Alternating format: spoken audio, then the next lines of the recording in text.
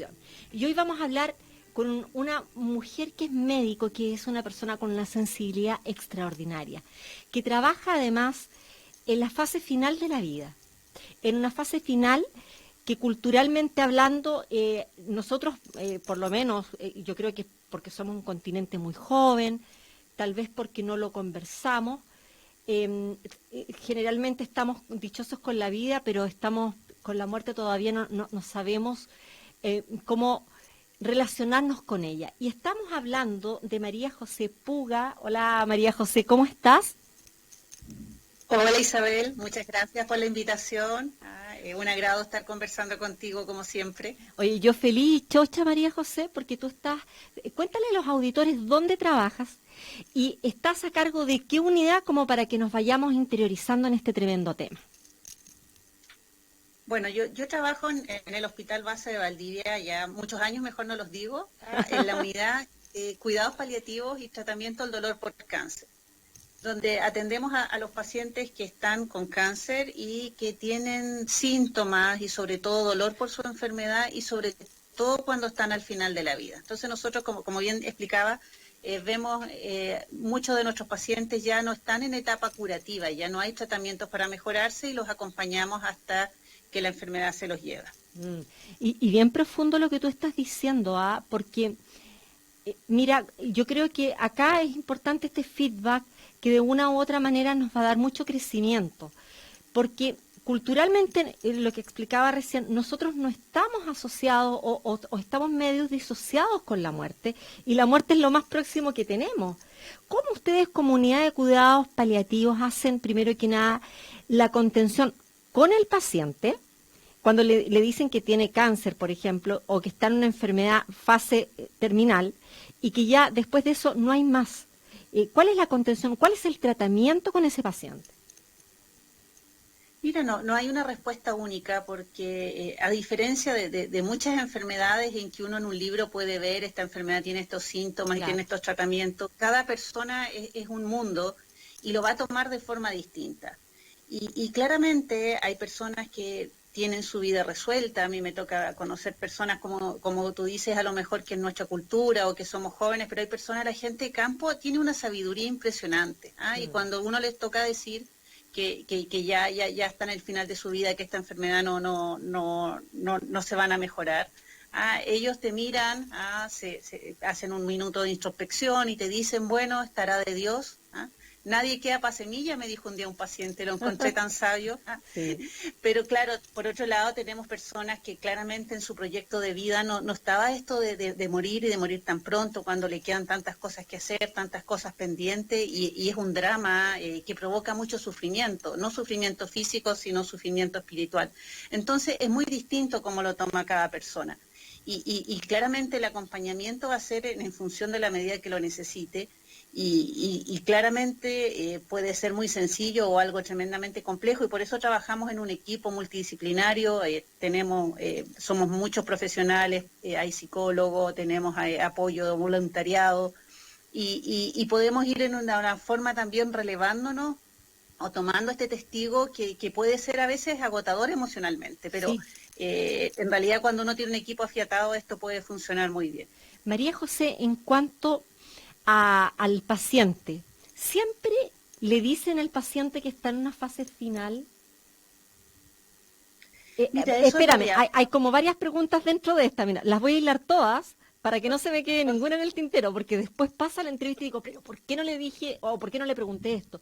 Lo segundo, ¿el paciente puede entrar con sus familiares? Lo tercero, ¿puede el paciente no querer decirle a la familia que está en una fase final? O sea, ¿qué es lo que más ves tú en clínica y qué es lo que se hace actualmente? Mira, nosotros siempre hacemos lo que el paciente quiere y lo que está y le decimos lo que está preparado a escuchar. Muchas veces vienen los familiares a pedirnos que no le digamos nada al paciente. Ya. Y yo trato de hacerles ver, o nuestro equipo, que es generalmente el que recibe, que aquí no estamos para hacer lo que quiere la familia o lo que cree la hija que es mejor para su papá o lo que cree la esposa. Aquí el paciente es el que tiene que definir qué quiere saber, hasta dónde quiere saber porque muchas veces la familia me dice, no, es que le van a preguntar. Bueno, es que si me están preguntando es porque es una información que necesitan saber y no la podemos negar. Entonces, la información la vamos dando a la medida que lo requiere el paciente y él es el que lleva la agenda. La mayoría de las personas ya han dado muchas vueltas por el hospital, han estado en distintos servicios y la mayoría de las personas ya de alguna forma sabe o intuye para dónde va la cosa. El cuerpo manda esas señales también. Ahora, la ley de derechos y deberes del paciente nos obliga a nosotros como médicos a informar al paciente de su enfermedad, de su pronóstico, de las complicaciones que puede esperar. O sea, hay una ley que también nos está normando y nos está regulando, pero eso no implica que uno llegue como médico y dice, ya, ahora voy a cumplir la ley, le voy a decir al paciente y listo, hasta aquí llegamos. Yo creo que son informaciones tan delicadas que uno tiene que ir tanteando e ir viendo el momento que la persona también esté preparada para asumir ese diagnóstico. María José, ahora, dime nomás, porque hay un auditor que me está preguntando acá. Sí, es muy raro que los pacientes pidan no informarle a la familia, que era tu otra pregunta. Es excepcional, pero nos ha pasado también y es muy respetable. Mira, acá nos está preguntando Lourdes, ¿qué pasa con los niños en el caso de que estén con un cáncer terminal? Los papás le dicen a los niños, ¿cómo se trabaja allí? Bueno, hay todo un trabajo, yo creo que uno como adulto tiene un desarrollo cognitivo que nos hace ver la muerte de una forma distinta que la ven los niños. Uno se proyecta y uno puede ver en el fondo un sentido mucho más complejo y más doloroso. A los niños también este tema de la muerte también les duele, pero ellos son concretos, ellos viven el aquí, el ahora, tienen un mundo de fantasía. Entonces yo siempre que trato con niños veo que los adultos nos enrollamos más, por decir alguna palabra, que los niños al respecto. Claro. Y yo creo que todos los seres humanos de alguna forma intuimos cuando nos queda poco tiempo, y los niños que yo he tratado, ellos saben que van a morir aunque nadie se los haya dicho. Incluso me acuerdo de una pacientita que ella sabía que se iba a morir, pero no quería que le contáramos a la mamá porque estaba muy triste. O sea, a ese nivel es que uno ve, y ella tampoco lo decía dentro de un sufrimiento tremendo. O sea, ella lo que más le hacía sufrir era el dolor de su mamá, no este hecho, que ella lo asumía. Además que los niños, en general, los que tienen cáncer están mucho tiempo en tratamiento, han estado en quimioterapia, y muchos han visto cómo compañeros de camino, por así decirlo, amigos que están en este mismo tratamiento, fallecen. Y entonces para ellos el contacto con la muerte no es excepcional como la mayoría de los niños con que uno tiene contacto, como la mayoría de los adultos incluso. Entonces, y la respuesta que me gustaría darte es que es más complejo para nosotros los adultos que para los niños. Y eso muchos padres a veces no quieren decirle a los niños, pero probablemente tampoco para no vivir el dolor de su hijo en el momento que sepa. Pero eso es algo muy variable y claramente yo creo que el niño en la medida que vaya madurando va a estar preparado en distinto grado para este conocimiento, muy distinto a un adolescente, que sí lo va a tomar mucho más como un adulto que como un niño más pequeño. Claro. En relación a la vida y a la muerte, esto que va ligado, pero también es antagónico, pero que a la vez las personas cuando les dicen que ya no te queda, por ejemplo, te queda un mes de vida, 2 meses, 3 meses de vida, que tienes tus días contados, generalmente, ¿cuál es la reacción que tienen cuando les dicen, por ejemplo, tienes que ir a quimioterapia? Mira, acá tengo una auditora que me está diciendo que hace poco tiempo atrás me pide que por motivos internos no de su nombre, le dijeron que tenía que ir a quimioterapia y ella tiene mucho susto de las quimioterapias porque ha visto lo que la quimioterapia ha hecho. ¿Mucha gente se queda en la quimioterapia, María José? No, mira, yo siento que esto de la quimioterapia es bien variable, es persona a persona, o sea, cada persona va a tener una reacción distinta. Y claramente, yo siempre digo, a lo mejor esto de la quimioterapia hay que verlo como un negocio. Y en un negocio vale la pena mientras yo gane algo. Entonces, la quimioterapia me va a quitar muchas cosas. Me va a quitar el cabello, me va a debilitar, me va a hacer vomitar. Pero si yo gano mucho y de alguna forma puedo detener el cáncer o puedo eliminar, ¿no? Yo creo que es un buen negocio. Y cada uno sabe el precio que está dispuesto a pagar. Entonces hay que verlo de esa forma. porque claramente cuando nos enfrentamos con el cáncer no hay soluciones sencillas, no hay soluciones mágicas tampoco. Todo pasa por tratamientos que son difíciles, son costosos, y no solo me refiero al costo económico, sino que tienen un costo para las personas. Pero mientras uno gane más que pierda, yo creo que vale la pena. Y claramente las personas van a ir con una carga emocional, porque a veces puede haber tratamientos mucho más complejos que una quimioterapia, pero hay todo un contexto, toda una historia, todo un entorno cultural que nos lleva a ir atemorizados a la quimioterapia. Y yo le invito a las personas que vayan a hacerse quimioterapia y que la vivan primero y después se formen su propia opinión, no la opinión de todos. Claro, ahora Aide Peña, mira la pregunta que nos hace Aide Peña. ¿Cuál es la diferencia entre la radioterapia y la quimioterapia? Son tratamientos que, voy a primero decir lo que tienen en común, están dirigidos a atacar el cáncer. La radioterapia en general es un tratamiento localizado con las mismas radiaciones o algo parecido a las radiaciones que uno hace en la radiografía o las que están en Chernobyl, por así decirlo, pero muy localizados a donde está el tumor. Entonces la radioterapia se dice que actúa localmente. ¿Ya? La quimioterapia son medicamentos que se inyectan o se toman y que actúan en todo el organismo, van a través de la sangre y atacan a todas las células cancerosas que están en el organismo. Entonces es un tratamiento hacia todo el cuerpo, no es localizado, es un tratamiento sistémico que decimos. ¿Ya? Y por lo tanto también va a tener más... Mira, acá tenemos otra pregunta de los auditores. Hoy le voy a dar prioridades a ustedes, queridos auditores, para que pregunten. Elizabeth Fuentealba pregunta lo siguiente. Dice, si yo tengo antecedentes que mis padres ambos fallecieron por cáncer, mi mamá por un cáncer mamario y mi papá por un cáncer esofágico, ¿qué probabilidades tengo de tener genes cancerígenos? ¿El cáncer es hereditario? ¿Mito o realidad? Ya, es una tremenda pregunta. Y por último, ¿existe algún examen que me pueda hacer, tipo escáner o tipo resonancia magnética, algo para detectar si voy a desarrollar cáncer en algún momento de mi vida? Bueno, mira, son varias preguntas y ojalá hubiera una respuesta tipo, una respuesta exacta. Claro. Pero la respuesta es depende. Ahora el cáncer de mama puede tener cierta asociación familiar, pero algunos cánceres de mama, y eso uno puede estudiarlo, por así decirlo, según el tipo o genético del cáncer. Pero independiente de eso, la recomendación para el cáncer de mama es que todas las mujeres, después de los 50 años, empecemos con un programa de screening, hacer mamografías cada 2 años, independiente si tenemos antecedentes o no. Y lo importante a lo mejor es conversar con los médicos que trataron a la mamá y ver si tenía ella algún cáncer de los de mama que del tipo hereditario.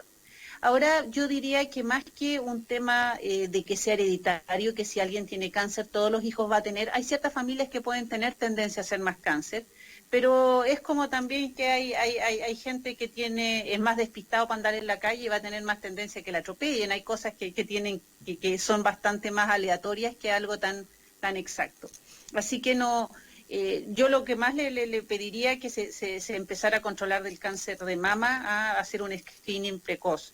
Esa es la respuesta. En cuanto a los cuidados paliativos y al alivio del dolor, cuando ya estamos en la fase, en la última fase, cuando yo siempre lo voy a ejemplificar así porque muchas veces el cine hace un muy buen trabajo para el ejemplo que voy a dar. Es como cuando tu espíritu está saliendo de tu cuerpo, te fijas, y estás entre la vida y estás dando como este paso.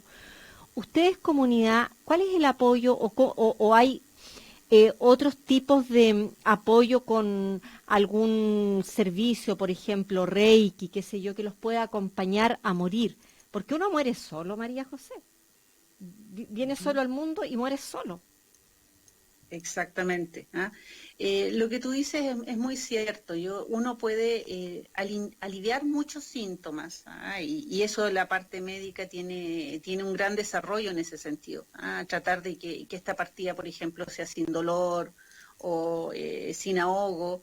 Pero claramente, como tú dices, este tema de partir es un trabajo que tiene que hacer cada uno, y los que tienen una vida espiritual más rica la pueden desarrollar también. Es algo muy variable.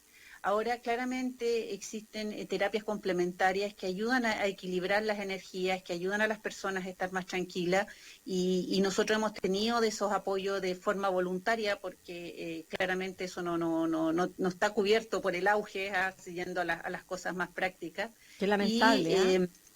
sí, y además tenemos algunos CEFAM, por ejemplo, en el CEFAM de Río Bueno, donde tienen medicina tradicional mapuche y la Huantuchefe, que ha apoyado a muchos pacientes que son de cultura mapuche y que en este trance necesitan acompañamiento, y ellos también hacen visita domiciliaria, hacen todo un enfoque también espiritual desde ese punto de vista.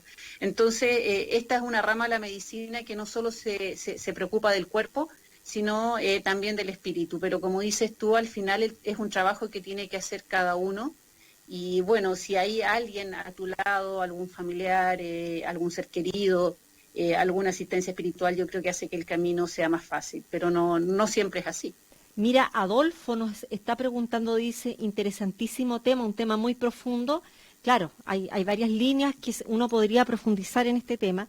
Sin embargo, su pregunta es la siguiente. Dice, doctora, a mí me gustaría saber qué posibilidades tiene una persona que ha sido desahuciada, qué posibilidades tiene reales de vivir si tiene cáncer. ¿Existe una cura para el cáncer? Lo que pasa es que ese término desahuciado lo usa más en la cultura popular que en el área médica. ¿Ah? Y en general, yo, mientras más los colegas que más trabajan con enfermos con cáncer o con enfermos con cáncer en las etapas más avanzadas, saben que este tema al final uno puede ver o decir, bueno, esta enfermedad va por este camino, pero uno no tiene la última palabra. ¿Ah? La vida es un misterio y uno como médico no es poseedor de la vida tampoco. Y yo creo que en este momento los ginecólogos pueden decir ya tal día van a hacer la guagua porque programan la cesárea para ese día, pero afortunadamente todavía los paliativistas todavía no podemos decir cuándo va a morir una persona. Claro. Y vivimos en un mundo que nos exige de repente fechas, datos, no sé, no es que dígame cuándo va a fallecer mi mamá porque tengo que ir de vacaciones y dejar mi trabajo y ahora con la cuarentena y la pandemia, y de alguna forma vivimos en una cultura que nos exige a predecir el momento exacto de la partida. Qué difícil. Y eso no es posible, no es posible, así que mi respuesta es que esto que cuando dicen lo desahuciaron, claramente es porque el médico dijo, sabe, ya no hay posibilidades de tratamiento, la enfermedad va a seguir su curso, pero no sabemos cuánto va a durar ese camino que le toca recorrer a la persona. Ahora, claramente también, por lo mismo, yo tengo colegas que a veces son muy categóricos y que dan una fecha así como fecha de vencimiento el yogur, y todos hemos comido un yogur vencido y vemos que no está vencido. Claro. Entonces también hay personas que pueden vivir más tiempo de lo que pronosticaron claramente, y también uno en medicina tiene poco de ciencia y uno también ve situaciones que no puede explicar tampoco. Claro. ¿Ah? Bueno, esta persona ha vivido más tiempo de lo que uno podía pronosticar, o su enfermedad está tan estable, o su enfermedad desapareció. Son cosas excepcionales, así también como es excepcional que uno va caminando por la calle y de repente puede caer muerto de un aneurisma cerebral que no sabía que tenía.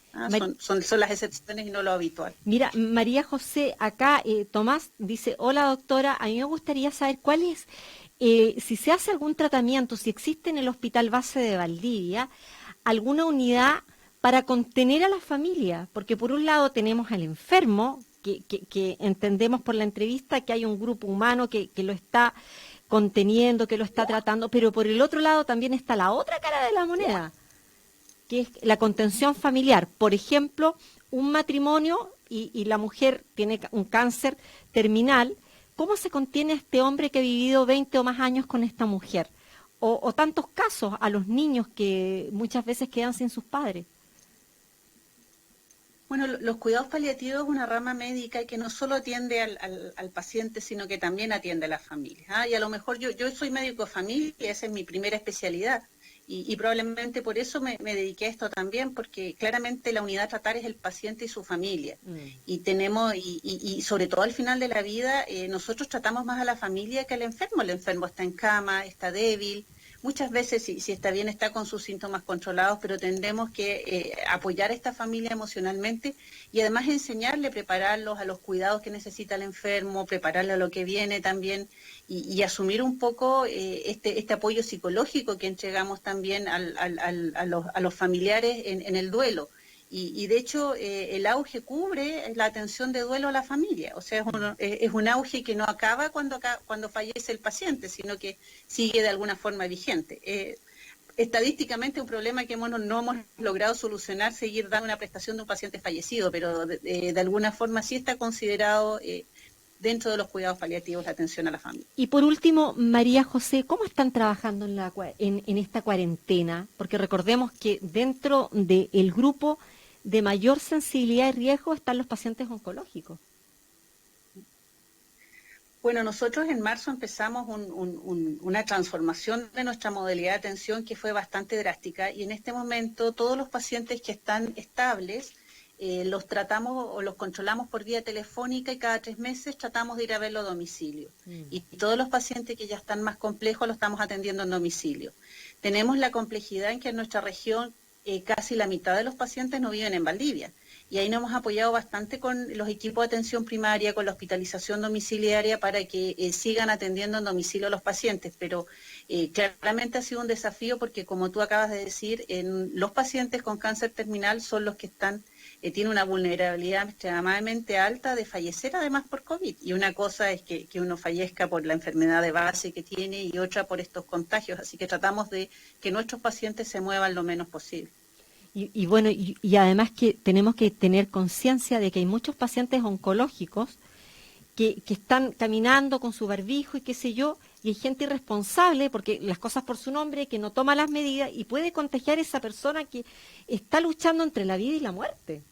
Entonces hay que hacer un llamado a crear conciencia, porque esto lo tenemos que crear conciencia entre todos. María José Puga, un cariñoso abrazo para ti, para todo tu equipo tremendamente humano del Hospital Base de Valdivia. Recordar que el Hospital Base de Valdivia tiene uno de los mejores centros oncológicos, me enteré el otro día por un colega tuyo, del país, y un grupo humano maravilloso. Así es que un abrazo para ti, muchas gracias por estar con nosotros acá en Avenida Conquistador. Gracias, Marisa, muchas gracias. Nos vemos.